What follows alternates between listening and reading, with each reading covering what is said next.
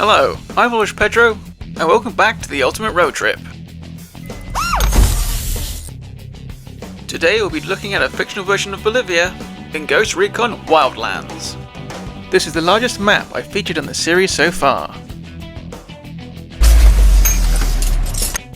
Other than a few small towns and villages, the map is very rural, with a wide range of road surfaces and landscapes.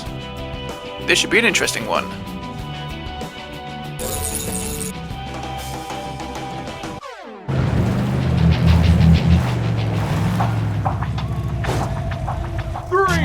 Two, one, go!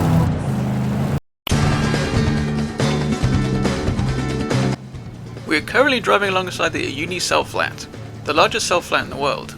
We will be driving across this later, when we reach checkpoint 2, but for now we drive towards the village of Sakani. The rock formation we are passing is based on a real life one, called the Árbol de Piedra, or rock tree, for obvious reasons. High winds sandblast the rock, causing it to erode from the bottom up, giving it this unique shape.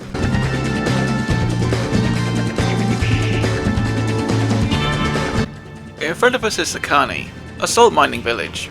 This town's name, like all settlements in the game, are completely made up, but are based on real life places. There are many salt mines across the Uni, as is a great source of lithium that can be used as a component to make batteries.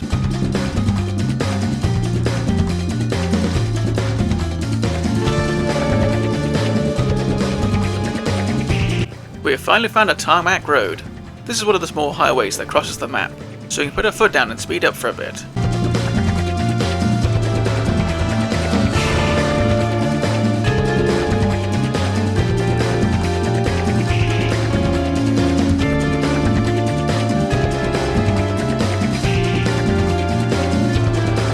The dry landscape around us is the Silioli Desert, a high-altitude desert in South Bolivia. One thing this game does really well is depict a large variety of biomes across the map, and they blend together really nicely, and we'll be visiting pretty much all of them with our road trip.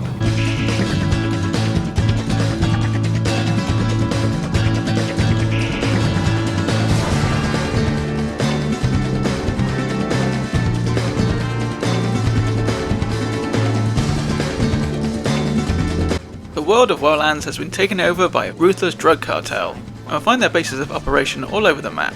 The large concrete wall we see on the left is a rather unique location, as it's a village called Rosario that has been turned into a prison by the cartel.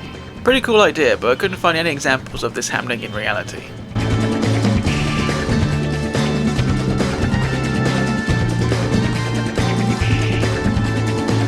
The giant rock arch we're about to drive through isn't really based on anything in real life Bolivia.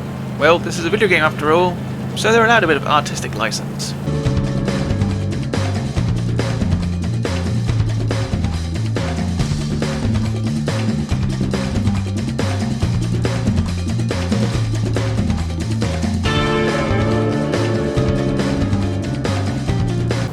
We have now left the desert behind and entered a more temperate landscape. This is based on the Dakar region of Bolivia, with its wide green valleys and rivers. I managed to drive around the map mostly unbothered, but occasionally I'll draw the cartel's attention and my AI squad mates will open fire. Most of the time we're able to escape. Most of the time. It was quite hard to maintain concentration and still get the speed limit when this happens. It's very tempting just to put your foot down and try and get the hell out of there.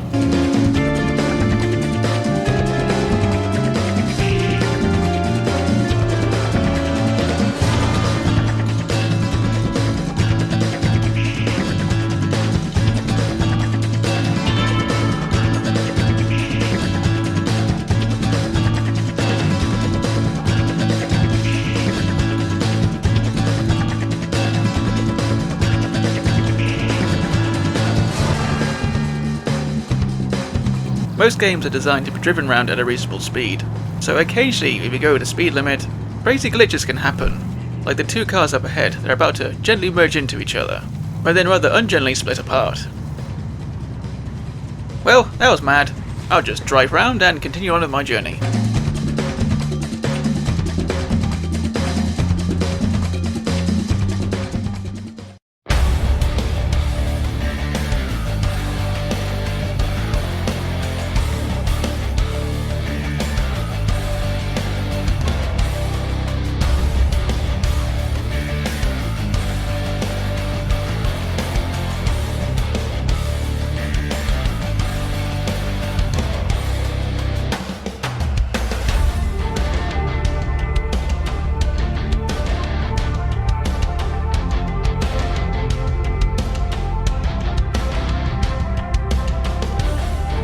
When many people picture South America, they automatically think of tropical rainforest, but Bolivia actually has a few pine forests as well, specifically in the Highlands, in the southeastern part of the country.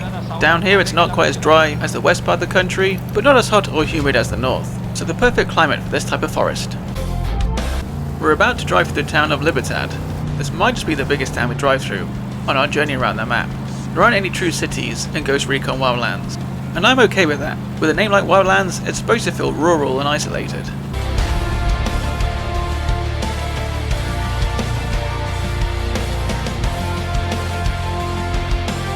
We pass through an area of oil drilling and production. Bolivia does have limited oil reserves, and just like on the map, they're mostly located southeastern corner of the country, amongst the hilly forested regions. Driving through this area means we're nearly at the first checkpoint.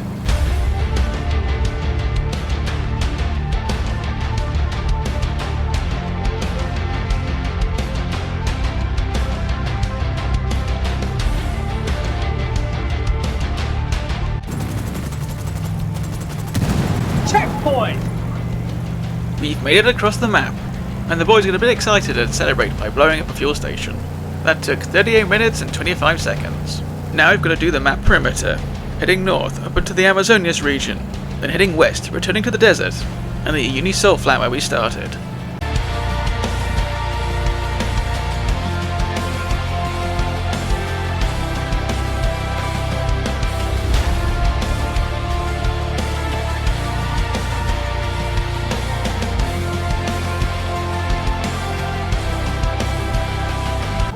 The sun is finally beginning to set. The day-night cycle in Wildlands takes 72 minutes. That's 3 minutes for every hour. So quite a lengthy one for a video game.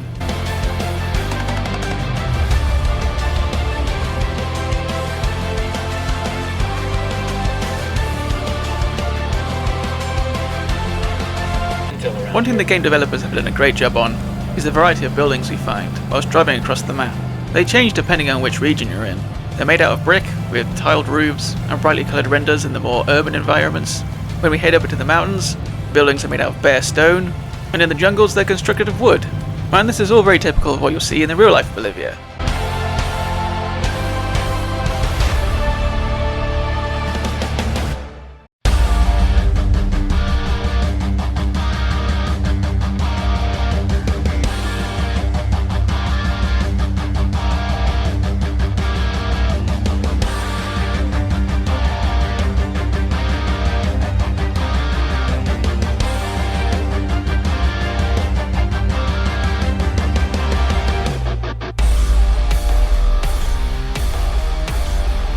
Sometimes massive explosions will happen off in the distance, for no reason.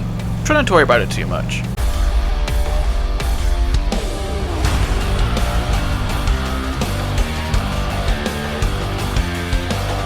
We've now entered another biome, a large marshy wetland on the eastern side of the map. This is most likely based on the Pantanal, a massive protected wetland area that straddles the border between Bolivia and Brazil.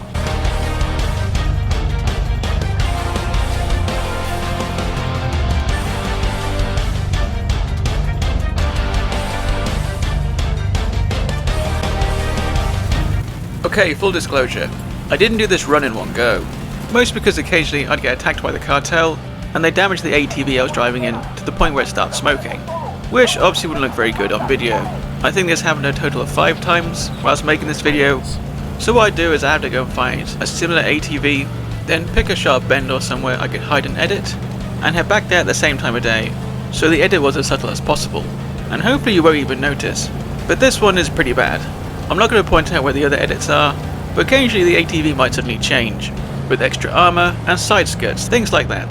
That'll be because it'll be one of those edits I've tried to hide. Hopefully it's not too noticeable.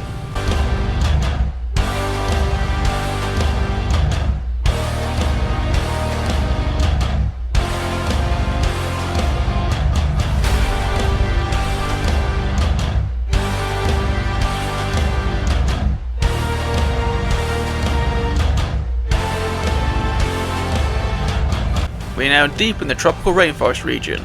This is part of the giant Amazon rainforest, and we're currently driving through its most southwesterly point. I love this part of the map. There isn't a huge amount of wildlife around here in the game, but you can spot a few parrots and toucans.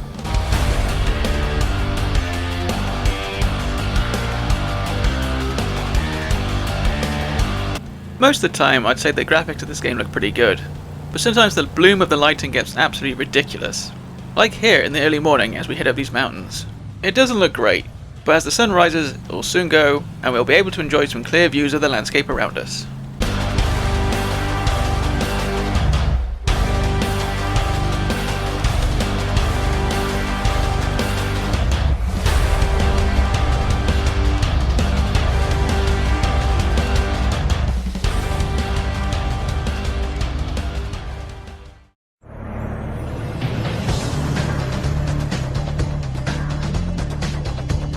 Judging by the terrain, we've now entered the real-life Yungas region of Bolivia.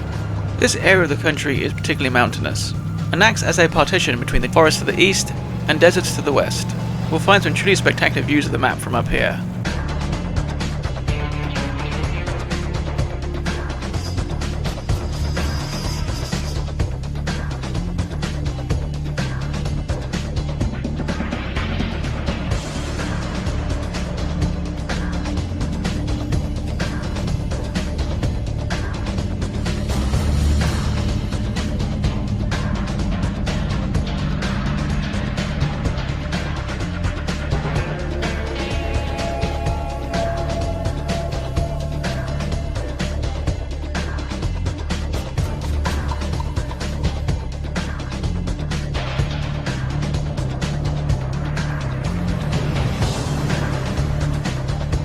We are currently driving along Yungas Road, also known as El Camino del Muerte, the Road of Death.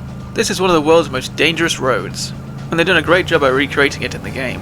Later on as we drive along it, we'll see numerous crosses and shrines, where travellers have fallen to their deaths. Unfortunately, this is also a common sight along the road in real life.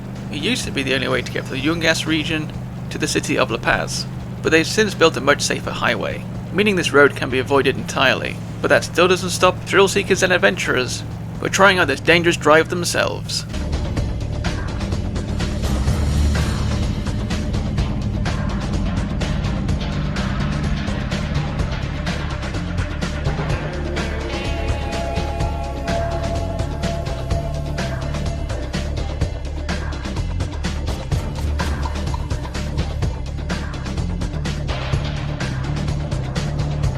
Hey, buddy, move! What's the hold up? Come on! The AI drivers in this game are generally pretty good, but there is the occasional mistake, where they'll just stop for no reason. They do drive pretty slowly though, it has to be said. Turns out, bad AI drivers are like buses. You drive around the map and hardly see any, and then 3 turn up at once. Stick to your side of the road, buddy! Sorry, no time to swap for insurance details.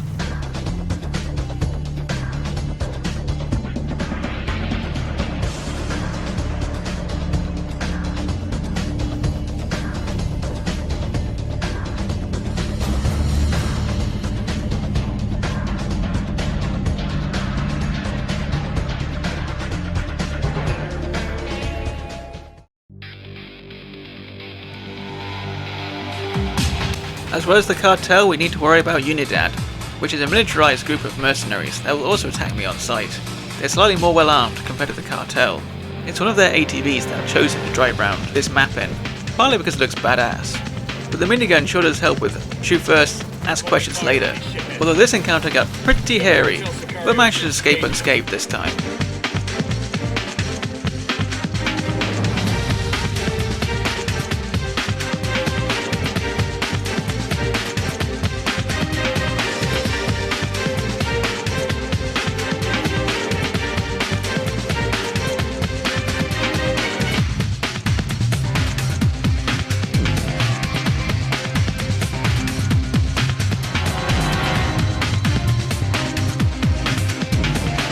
We've entered the desert region once again.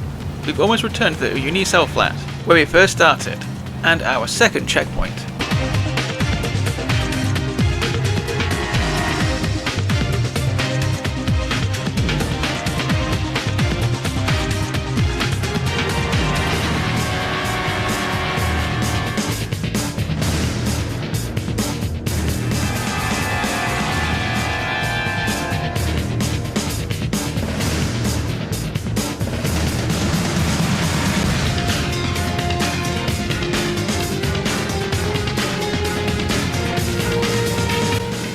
Checkpoint! It's already taken us a massive 1 hour, 41 minutes and 56 seconds to get this far, and we've still got one more leg to go, heading across the salt flats, through the mountains, or heading east through the forest again to reach the finish line at the other gas station.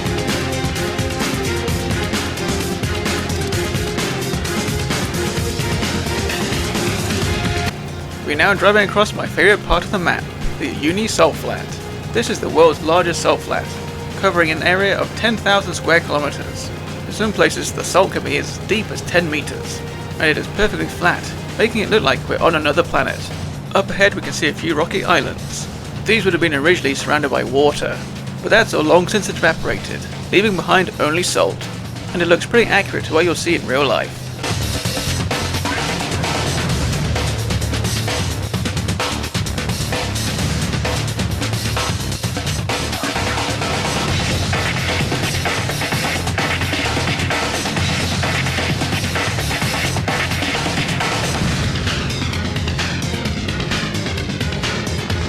I witness a small fender bender, as the night begins to draw in once again.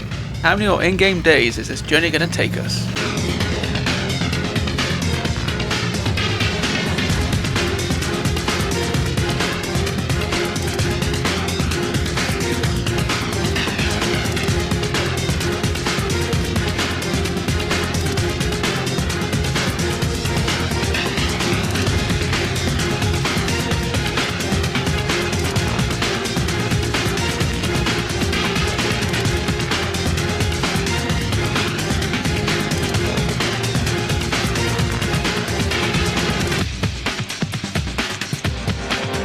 We've been driving uphill for a while, encountering numerous hairpins and switchbacks. We're entering the most mountainous region of the map, and we'll even see some snow as we head further in.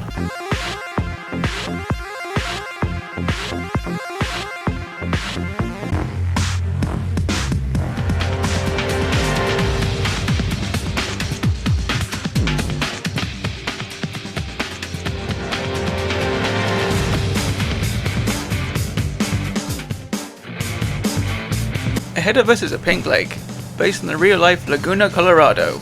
This is a shallow, extremely salty lake, filled with algae, which gives the lake its pink colour. We can't see from this distance, but if you head down there on foot and get out your binoculars, you can see flamingos down there, just like in real life. It's a nice detail. You'll find it in the Altiplano region of Bolivia, which the area we're currently driving through is based on.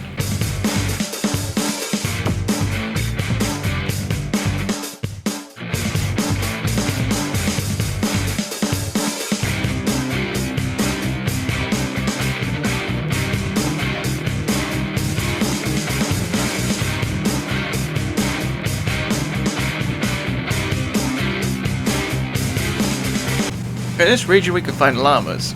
Some of them have more street sense than others. These guys are an icon of South America.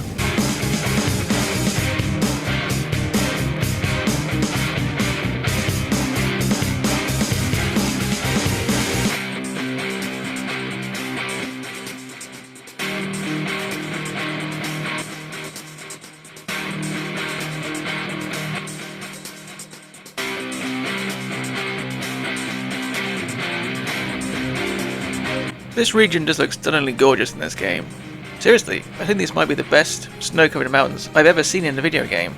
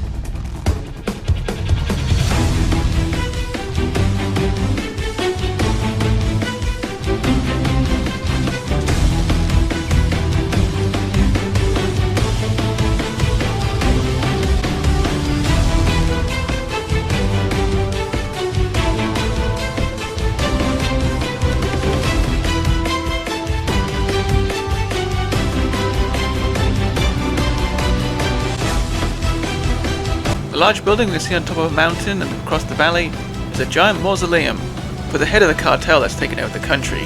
despite the fact that he's still alive. This is where the final mission of the game's campaign takes place, and it dominates the landscape around it.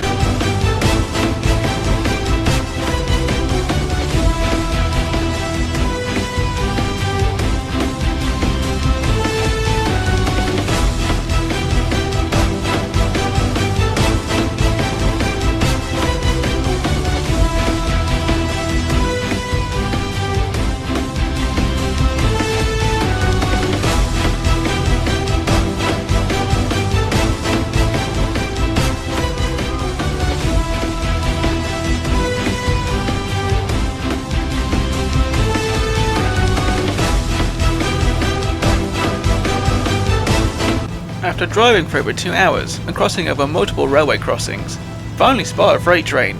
They are few and far between, but I'm glad I finally managed to capture one on film for the time lapse. Also, maps of animated trains are really satisfying, and they help bring the game world to life. This part of the railway is particularly strange, as it goes along one side of a valley, and then basically performs a complete U-turn to head back along the other side of the valley. Seems a bit unrealistic and like a waste of track, but oh well. Maybe the incline would have been too steep if they tried to build it another way. I'm no railway engineer. Look, there goes that train again, this time heading back out the valley.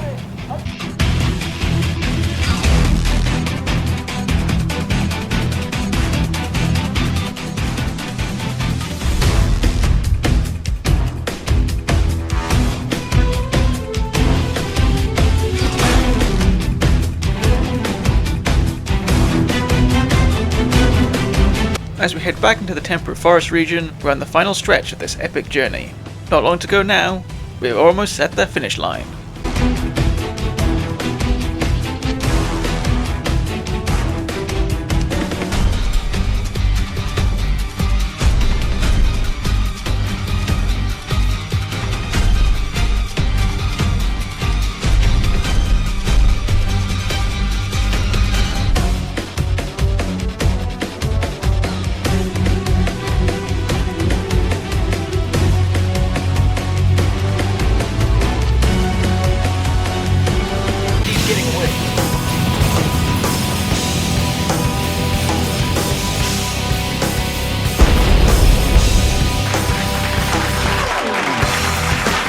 Two hours, 43 minutes and 37 seconds. That's the first game to earn the title of Road Trip Warrior. And of course it's going to sit at the top of the leaderboard. For now. I enjoyed my drive around Bolivia and learning about the country. We still have hundreds of games out there to explore, so where shall I head next? I'm Foolish Pedro, drive safely and I'll see you in the next one.